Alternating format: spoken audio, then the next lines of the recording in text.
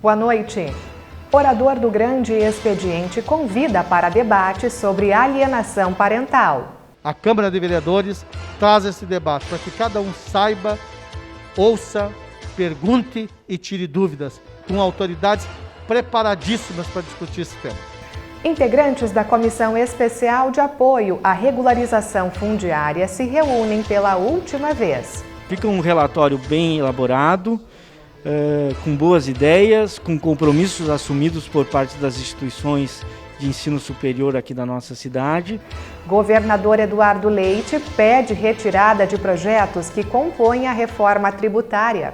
Sabendo da nossa responsabilidade com o futuro do Rio Grande do Sul, que passa pela Assembleia Legislativa e atendendo a demanda das próprias bancadas que pediram que se retirasse os projetos, que se desse mais tempo, nós retiramos os projetos da Assembleia, para que ela tenha a oportunidade, a partir das suas bancadas constituídas, de apresentar as suas propostas, as suas sugestões. Primavera terá a presença do fenômeno Laninha. É razoável, nesses períodos, esperarmos chuvas ao redor ou mesmo abaixo do padrão normal do clima para a época do ano. O Jornal da Câmara já está no ar.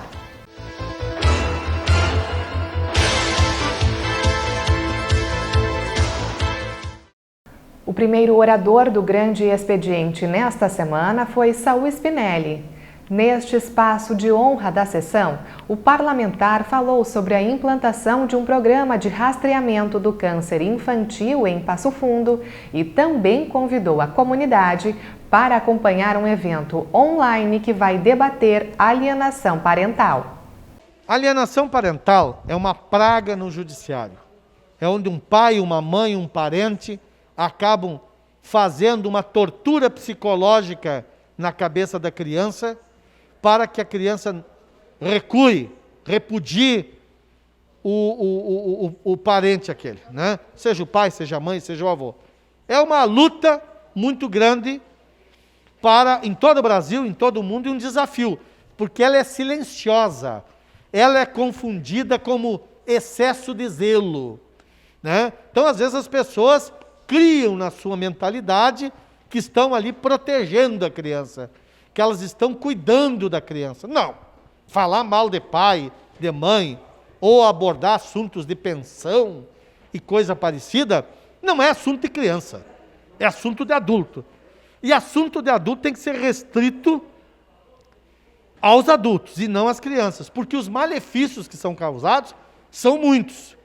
Então, o Dr. Guido Palomba, psiquiatra forense de São Paulo, o Dr.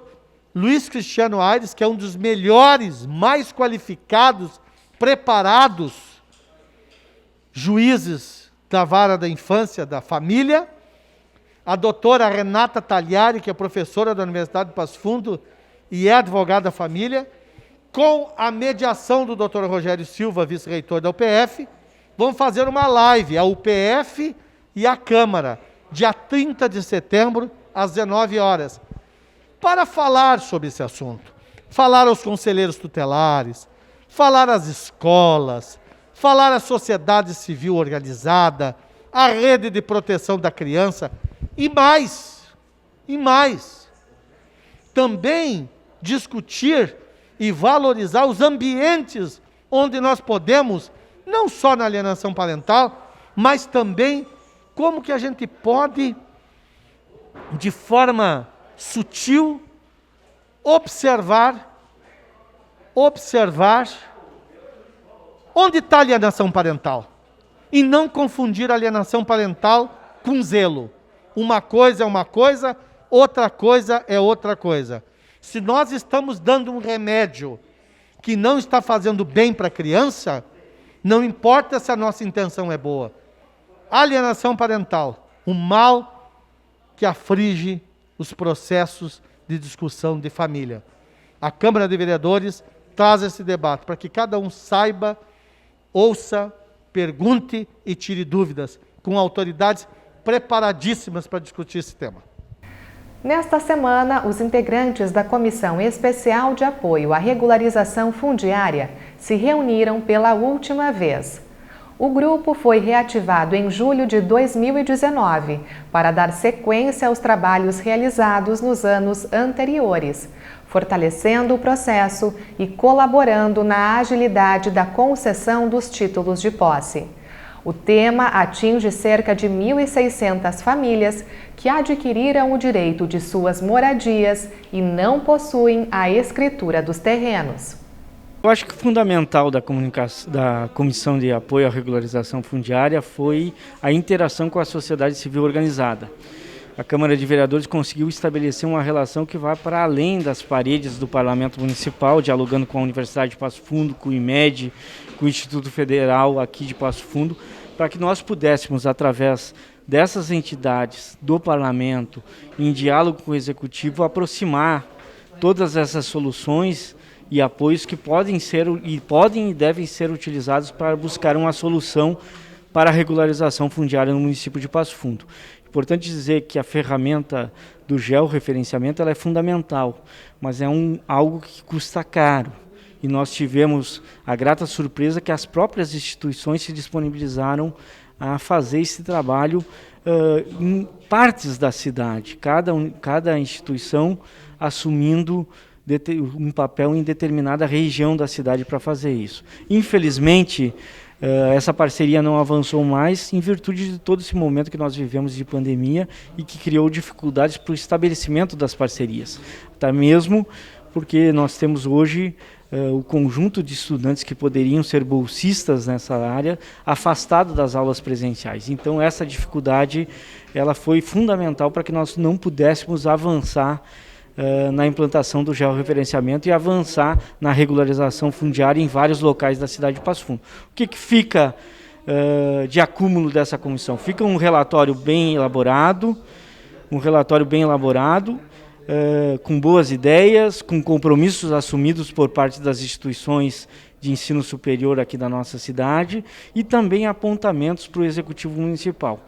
O trabalho infelizmente se encerra nesse momento, mas certamente a próxima legislatura da Câmara de Vereadores, independente de quem sejam os vereadores e vereadoras, terá um acúmulo para reiniciar esse trabalho, que deve ser reiniciado, no meu ponto de vista, com urgência. Nós precisamos resolver o problema das regularizações na cidade de Passo Fundo, nós precisamos trabalhar o tema da moradia de qualidade e legal para a população que, infelizmente, não tem acesso a isso hoje. E nós encerramos este primeiro bloco com uma dica cultural. O projeto Arte Sesc em Casa com Você terá uma programação representativa e voltada para a presença do feminino nas artes. Até domingo serão várias atividades online e de graça. De 24 a 27 de setembro, o Arte Sesc em Casa com Você traz uma programação representativa, falando sobre o feminino na arte. Teremos debate literário, shows musicais, oficina, obra comentada, artes visuais, batalha de poesia slam, enfim, a programação foi pensada com muito carinho. Contamos com a presença de vocês. As transmissões dessas atividades culturais online serão no Facebook do Sesc RS e também no YouTube Sesc RS. Se prepare aí com a família e venha curtir essa programação do Arte Sesc em Casa com Você.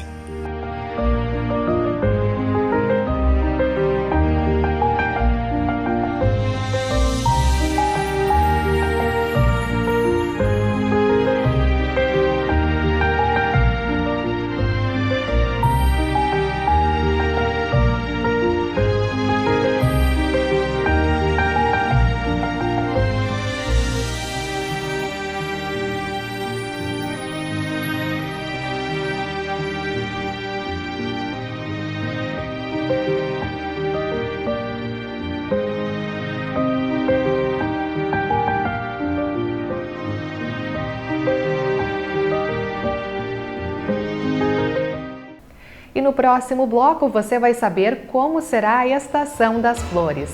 Gilberto Cunha fala sobre a presença do fenômeno Laninha na primavera.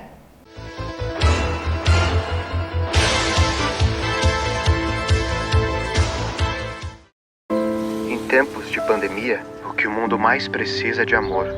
Exemplos não faltam. Na linha de frente, nos hemocentros, onde os heróis anônimos dão um pouco de si, para fazer pulsar a vida nas veias de quem precisa. A você, doador de sangue, o nosso agradecimento pelo grande ato de amor. Mais do que nunca, você é necessário. Informe-se em um hemocentro e saiba como doar em segurança. Seja solidário. Doe sangue.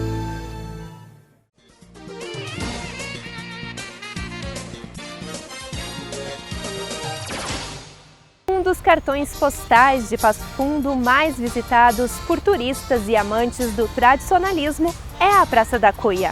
O monumento foi instalado na região central da cidade em 7 de agosto de 1957 e foi um presente de Jânio Quadros, governador de São Paulo, pela passagem do centenário do município. Por iniciativa do vereador Meireles Duarte, em 1995, foi aprovada uma lei que tornou a cuia símbolo oficial de Passo Fundo. A Praça Marechal Floriano, que leva o nome do segundo presidente do Brasil, possui ainda bustos em homenagem a diversas personalidades que fizeram parte da nossa história.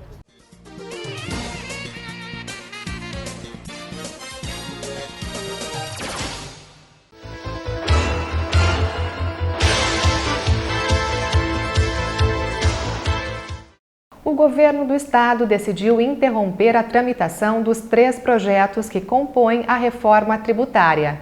Eduardo Leite justificou que é necessário dar mais tempo para a Assembleia Legislativa e evitar que se tome uma decisão errada.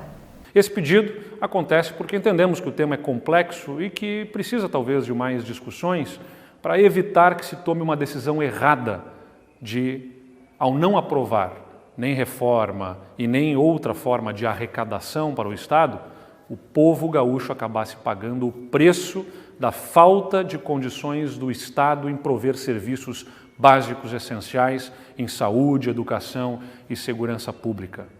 Num condomínio, se não tem dinheiro para pagar todas as despesas no final do mês, não é o síndico quem paga a conta, quem paga o preço, são todos os condôminos com a falta da prestação de serviços. Num Estado, da mesma forma, se o governo não tiver recursos para pagar os serviços básicos para a população, não é o governo e nem o governador quem paga a conta. Pagam o preço especialmente os gaúchos mais pobres, que precisam de um Estado que tenha a capacidade de prover esses serviços para a educação dos seus filhos, para a segurança do seu patrimônio, para as suas próprias vidas, da infraestrutura por onde circulam nas nossas estradas e da saúde pública, especialmente nesse momento de pandemia, em que a saúde pública se faz tão necessária para atender a tantas pessoas que demandam os atendimentos nos nossos hospitais e também nos postos de saúde dos municípios, que também são atingidos pela falta de recursos, se não for aprovada uma proposta na Assembleia Legislativa que mantenha a capacidade de arrecadação ao Estado e aos municípios.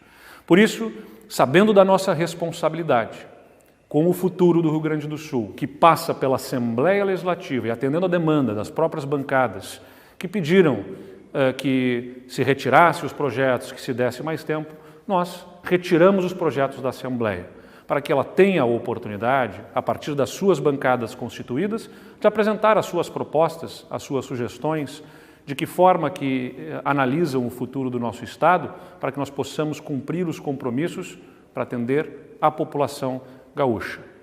Em 2018, nós dissemos que seria importante renovar as alíquotas que estavam majoradas para dar tempo de apresentar uma proposta de reforma tributária. E foi exatamente isso que nós fizemos. Encaminhamos à Assembleia Legislativa um conjunto de propostas para reduzir o imposto sobre o consumo, reduzindo o ICMS, e compensar parte das perdas que aí teríamos com um aumento de imposto no patrimônio. É polêmico, não é simpático, porque sempre haverá algum ponto em que se pagará esta conta. Mas os mais modernos sistemas tributários no mundo, de diversas instituições, como por exemplo o FMI também indicam, o imposto é menor no consumo e maior no patrimônio. E foi para modernizar o nosso sistema tributário que nós apresentamos uma reforma para a Assembleia Legislativa. Não apenas na alteração das alíquotas, mas em novos processos administrativos, em novas condições para os empreendedores com redução de imposto, acabando com a DIFAL e reduzindo as alíquotas internas, demandas históricas do setor produtivo para ajudarmos a animar a nossa economia no Rio Grande do Sul, gerar emprego, renda e diminuir também o caráter regressivo do ICMS, que é aquele caráter em que quem tem menos acaba pagando mais proporcionalmente a sua renda, porque é isso que acaba acontecendo no imposto sobre o consumo. Quem ganha menos acaba pagando mais proporcionalmente em relação ao que ganha do que quem tem mais. Por isso, propunhamos a redução do ICMS e a compensação dessas perdas no patrimônio, onde quem tem mais patrimônio pagaria um pouco a mais. Mas uma discussão que a gente sabe, pelo que está apresentando, demanda mais tempo. E por isso, respeitando o tempo necessário para que os representantes do povo gaúcho possam dizer, enfim, quais são as alternativas para que se mantenha o Estado com as condições de pagar os serviços essenciais à população e, de outro lado, ter a modicidade nas alíquotas de imposto, de que forma que se faz essa conciliação, o governo apresentou a sua visão. E agora o debate que se estabelece a partir da Assembleia Legislativa vai ajudar a construir um modelo que, enfim, vai permitir ao Estado, nos próximos anos, cumprir com a sua missão de atender a quem mais precisa. Para que se tenha esse tempo, retiramos os projetos para que a Assembleia faça a melhor discussão ao longo das próximas semanas e meses e possamos, enfim, tomar uma decisão em relação ao futuro do nosso Estado ao fim deste ano de 2020. A primavera iniciou ontem e é considerada por muitos o período mais bonito do ano. Mas a estação das flores terá a presença do fenômeno Laninha. Veja o que disse o agrometeorologista da Embrapa Trigo, Gilberto Cunha. A primavera de 2020 será marcada por Laninha. Depois de meses ensaiando voltar, finalmente Laninha foi confirmada no último dia 11 pelo Centro de Previsão Climática dos Estados Unidos. O que isso significa para a estação que ora está iniciando? Essa deve ser a indagação de muita gente.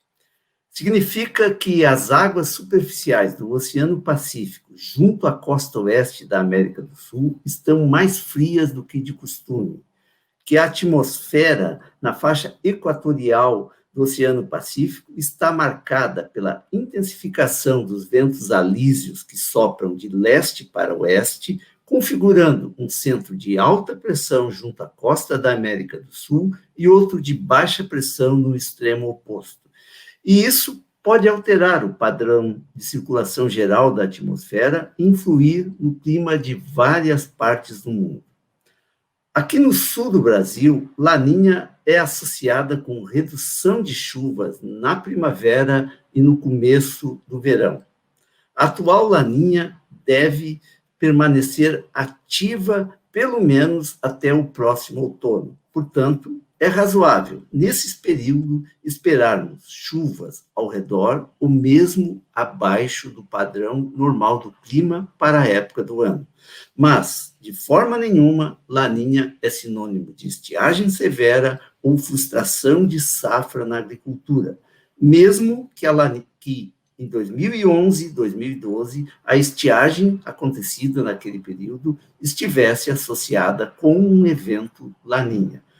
O momento é de cautela, o momento é de poupar água para que não falte ali adiante, tanto para o abastecimento urbano quanto para o uso nas propriedades rurais.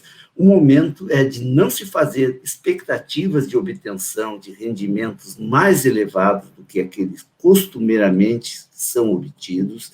O momento é de pôr em prática princípios de gestão de riscos na agricultura, começando pela perseveração nas práticas de agricultura conservacionista, pela diversificação das épocas de semeadura, pelo uso de cultivares de ciclos diferentes e pela adesão a um programa de seguridade rural.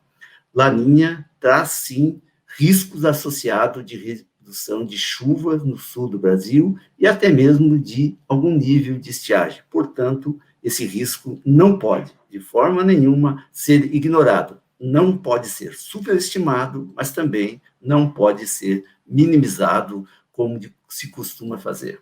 E estas foram as informações do Jornal da Câmara de hoje. Obrigada pela sua companhia e uma ótima noite.